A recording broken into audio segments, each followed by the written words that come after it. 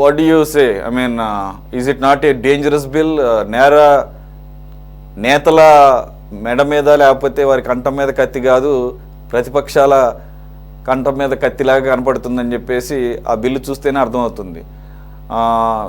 When we're in the times courts time and again saying supreme court CBI పంజరంలో చిలకలాగా ఉండకూడదు అని కోరుకుంటున్నాం అని చెప్పేసి అటువంటి తీవ్రమైనటువంటి వ్యాఖ్యలు చేసిన పరిస్థితుల్లో, అదే రకమైన వాతావరణం కనపడుతున్నటువంటి పరిస్థితుల్లో మరి ఇది దుర్వినియోగం కాకుండా ఉంటుందని ఎలా నమ్మగలను సార్? సురేష్ గారు నమస్తే, ప్యానల్ మెంబర్స్ అందరికి కూడా నమస్కారము. ఈ రాజ్యాంగ 130వ సవరణకు సంబంధించినటువంటి ఇప్పుడు తీసుకొస్తున్నటువంటి బిల్లు, ప్రధానమంత్రి అయినా ముఖ్యమంత్రి అయినా మంత్రులైనా కానీ 30 రోజులు జైల్లో ఉంటే ఖచ్చితంగా వాళ్ళు పదవీచ్యుతులు అవుతారు అనేటువంటి దాని మీద, దీనికి ప్రాస్ అండ్ కాన్స్ సంబంధించినటువంటి ఈ అంశాలను మనం డిస్కస్ చేసేటువంటి పరిస్థితుల్లో రాజకీయపరమైనటువంటి అంశాలు, బిల్లు తెస్తున్నటువంటి ఎన్డీఏ యొక్క ఈ ప్రభుత్వము వాళ్ళ యొక్క దురుద్దేశాలను మనం చర్చిస్తున్నాం.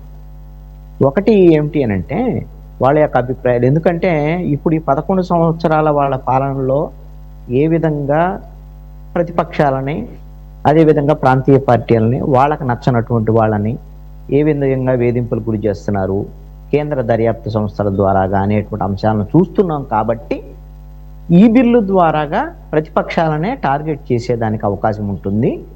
ప్రాంతీయ పార్టీలకు సంబంధించినటువంటి లేకపోతే రాష్ట్రాల్లో పరిపాలించేటువంటి వాళ్ళకి ఇష్టం లేనటువంటి పార్టీల మీద కక్ష సాధింపులకు పాల్పడేటువంటి అవకాశం ఉంటుంది అనేటువంటి దాని మీద ప్రధానమైనటువంటి ఆరోపణ అయితే జరుగుతుంది.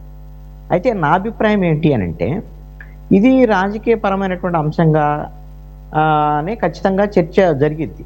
ఇప్పుడు సంపతరాజు గారు తెలుగుదేశం పార్టీలో ఉన్నారు, కానీ పవన్ కళ్యాణ్ సపోర్ట్ చేశాడు కదా అని సంపతరాజు గారు దీన్ని గంపగొత్తగా ఏం సపోర్ట్ చేయలేదు. వాళ్ళ పార్టీ సపోర్ట్ చేయమన్నా లేకపోతే అపోజ్ చేయమన్నా అది వేరే అంశం. అసలు ఒకటి ఒక ఎన్డీఏలో ఉన్నాం కాబట్టి మనము దాన్ని సపోర్ట్ చేయాలి, ఎన్డీఏలో లేం కాబట్టి మనం వ్యతిరేకించాలి అని కాంగ్రెస్ పార్టీ ఇప్పుడు ఎలాగ బ్లంట్గా వ్యతిరేకిస్తుందో, నేను కాంగ్రెస్ పార్టీ వ్యతిరేకించే విధానాన్ని తప్పు అంటున్నాను. అదేవిధంగా పవన్ కళ్యాణ్ సపోర్ట్ చేసే విధానం కూడా తప్పనేదాన్ని నేను. ఎందుకు అనంటే దీంట్లో ఏమి మంచి అంశాలు ఉన్నాయి, దానికి అదనంగా ఇంకేం చేర్చాలని మనం అనుకుంటున్నాం అనేటువంటిది మాత్రం అవసరం, అలాంటి చర్చ అవసరమని నా అభిప్రాయం.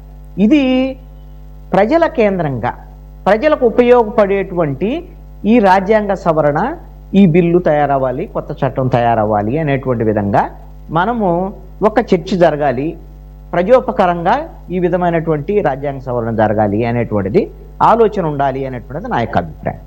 ఈ కోణంలో చూసినప్పుడు నా అభిప్రాయం ఏంటి అనంటే ఖచ్చితంగా రాజకీయాల్లో నేర చరిత్ర ఉన్నటువంటి వాళ్ళు, నేరాలకు పాల్పడేటువంటి వాళ్ళు, వాళ్ళకి కానీ వాళ్ళ మీద కఠినమైనటువంటి చర్యలు ఉండాల్సినటువంటి మాట వాస్తవం. ఎట్టి పరిస్థితుల్లో అలాంటి నేర చరిత్ర ఉండి నేరారోపణలు ఎదుర్కొంటూ 5 ఏళ్ళు శిక్ష పడేటువంటి కేసుల్లో 30 రోజులు జైల్లో ఉన్నటువంటి ఆయన ముఖ్యమంత్రి అయినా లేకపోతే ప్రధానమంత్రి అయినా ఎవరైనా సరే వాళ్ళని ఆ పదవి నుంచి తొలగించాలి అనేటువంటి నిర్ణయము మంచిదే అని నా అభిప్రాయం. ఎందుకు అనంటే దీంట్లో ఉండేటువంటి నష్టం ఏంటి, దీన్ని ఎలా ఉపయోగిస్తారు, ఆ అంశాన్ని కూడా మనం చర్చిద్దాం. కాంగ్రెస్ పార్టీ లేకపోతే అపోజ్ చేసేటువంటి వాళ్ళ అంశంలో కూడా. కానీ ఎందుకు మంచిది అని ప్రజల కోణంలో నేను అంటానంటే ఇప్పుడు ఈ విధమైనటువంటి నేర చరిత్ర ఉన్నటువంటి వాళ్ళని మనం ఎవరు సమర్థించంగా ఉండకూడదనే కదా మనం కోరుకుంటుంది. నేర చరిత్ర లేకపోతే ఇప్పుడు సపోజ్ అరవింద్ కేజ్రీవాలే ముఖ్యమంత్రిగా ఉండి లిక్కర్ స్కామ్లో ఆయన జైలుకి వెళ్ళాడు, రిమాండ్ ఖైదీగా ఉన్నారు. రిమాండ్ ఖైదీగా ఉన్నటువంటి సమయంలో నేను జైలు నుంచే పరిపాలిస్తాను అన్నాడు. ఎందుకంటే మన రాజ్యాంగంలో ఒక ముఖ్యమంత్రి జైలుకి వెళ్తే ఆయన రాజీనామా చేయాలని లేదు అనేటువంటి దాని మీద నేను పరిపాలిస్తాను, తప్పే ఉంది అనేటువంటి దాని మీద ఇప్పుడు కొత్తగా మరి రాజ్యాంగ సవరణ చేస్తున్నారు. దాని మీద సపోజ్ అనుకుందామండి, ఒకవేళ అలాంటి నేరారోపణలో కోర్టుగిన భావించి ఇతను నేరారోపణలో ఎదుర్కొంటున్నాడు, ఇతను విచారించాల్సిందని, దర్యాప్తు జరగాల్సిందని కోర్టు భావించినటువంటి పరిస్థితుల్లో 30 రోజులు ఆల్రెడీ రిమాండ్ ఖైదీగా ఉన్నప్పుడు వాళ్ళని ఆ పదవి నుంచి తొలగిస్తే ఏంటి తప్పే ఉంది? ఎందుకోసమనంటే కేవలము ఒక రాజ్యాంగపరమైనటువంటి కక్షతోనే గిన ఒక ప్రభుత్వమో లేకపోతే కేంద్రంలో ఉండేటువంటి ప్రభుత్వం లేకపోతే అరవింద్ కేజ్రీవాల్ లాగానే ఇంకో ముఖ్యమంత్రి మీద అలా కేసు పెట్టింది అనుకుందాం. సపోజ్ రేవంత్ రెడ్డి మీద ఒక కేసు పెట్టింది అనుకుందాం.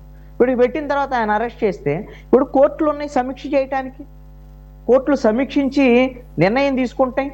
మనం కోర్టులను కూడా మనం గౌరవించాలి కదా. దీంతో పాటుగా మనం ఇంకా ఇప్పుడు ఈ చట్టం అనేది వస్తే నేర విచారణకు సంబంధించినటువంటి దర్యాప్తు సంస్థలు ఎలా స్వతంత్రంగా వ్యవహరించడానికి కావాల్సినటువంటి అవసరం ఉంది. ఇది ప్రభుత్వాల యొక్క ప్రమేయం లేకుండా, ప్రభుత్వాల చేతుల్లో కీలుబొమ్మలా కాకుండా ఈడీ కానీ, సిబిఐ కానీ, లేకపోతే ఇక్కడ సిట్లు కానీ, లేకపోతే సిఐడీలు కానీ, లేకపోతే పోలీసులు కానీ దీన్ని ఎలాగ స్వతంత్రపరిచేటువంటి విధంగా భవిష్యత్తులో మళ్ళీ ఒకసారి దాని గురించి కూడా చర్చించి మనకు కూడా కొత్త చట్టాలు చేసుకోవచ్చు. నేర విచారణకు సంబంధించినటువంటి వాళ్ళు కూడా స్వతంత్రంగా వ్యవహరించడానికి లేదు. వాళ్ళు స్వతంత్రంగా వ్యవహరిస్తే వాళ్ళు ఏమైనా మరింత అప్రజాస్వామికంగా పోలీసు వ్యవస్థ లేకపోతే వాళ్ళు వ్యవహరిస్తారనుకుంటే వాళ్ళని ఏమైనా సరే స్వతంత్రంగా వ్యవహరించేటువంటి న్యాయ వ్యవస్థ ఏదైతే ఉందో న్యాయ వ్యవస్థ వాళ్ళని మానిటరింగ్ చేసేటువంటి విధంగా రేపొద్దున ఏమైనా భవిష్యత్తులో మనం అలాంటివి ఏమైనా చేయొచ్చా? ఇవన్నీ కూడా భవిష్యత్తులో ఇంకా ముందుకు వెళ్ళటానికి రాజకీయాల్లో నేరారోపణలు ఉండేటువంటి వాళ్ళు, నేర చరిత్ర ఉండేవాళ్ళు వాళ్ళు ఉండటం కోసం మనం చేసేటువంటి ప్రయత్నాల్లో ఇదొక నాంది ప్రస్తావన అవుతుంది కదా. సపోజు ఇప్పుడు బీజేపీ దురుద్దేశంతోనే కాంగ్రెస్ పార్టీ మంత్రులను లేకపోతే తృణమూల కాంగ్రెస్ లేకపోతే ఇతర పార్టీలను టార్గెట్ చేసి చేస్తారని అనుకుందాం. సపోజ్ ఇదేమన్నా బీజేపీ ఎన్డీఏ జీవితకాలం లేకపోతే ఒక 100 ఏళ్ళు వాళ్లే పరిపాలనలో ఉంటారా? 3 సార్లు ఉన్నారు ఓకే, 4 సార్లు ఉంటారు ఓకే.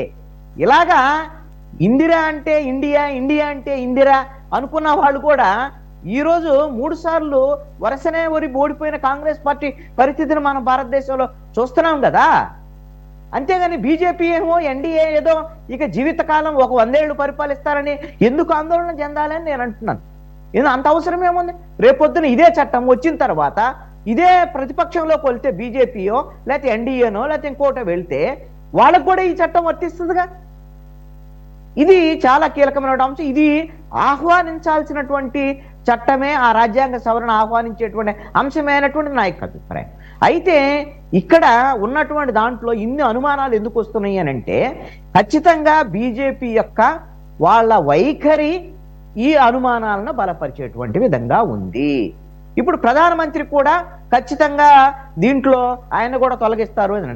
నువ్వు ప్రధానమంత్రిని విచారించేది ఎవరు? ఆయన మీరు కేసు పెట్టేది ఎవరు? అలాంటి పరిస్థితులు ఇక్కడ ఈ రోజున ఉన్నాయా?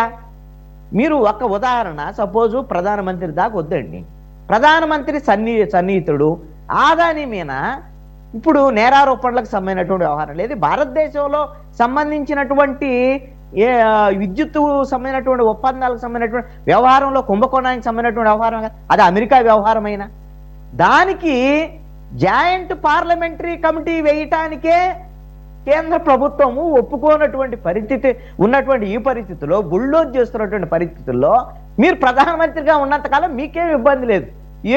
వేరే వాళ్ళు ప్రధానమంత్రి అయినప్పుడు అప్పుడు ఏమైనా మీరు ఒత్తిడి చేసేదానికి అవకాశం ఉంటుందా? రేపొద్దున వాళ్ళు కూడా ఇలాంటి దాన్ని ఉపయోగించుకునే దానికి అవకాశాలు ఉండొచ్చు అని నేను అనుకుంటున్నాను. కానీ చట్టాలు ఇలాంటి చట్టాలు జేపీసీ సంగతి దేవుడెరుగు సార్. ఇప్పటి వరకు అమెరికాకు సంబంధించిన సమన్లు కూడా ఆయనకి చేరనివ్వకుండా, ఆయనకి ఇవ్వనివ్వకుండా మేనేజ్ చేస్తున్నటువంటి పరిస్థితి కనపడుతుంది అంటున్నారు. ఈ మధ్య ఏదో అప్డేట్ వచ్చింది. ఇప్పటి వరకు సమన్లు ఆయనకి సర్వ్ చేయలేకపోయిందంట అమెరికా కూడా.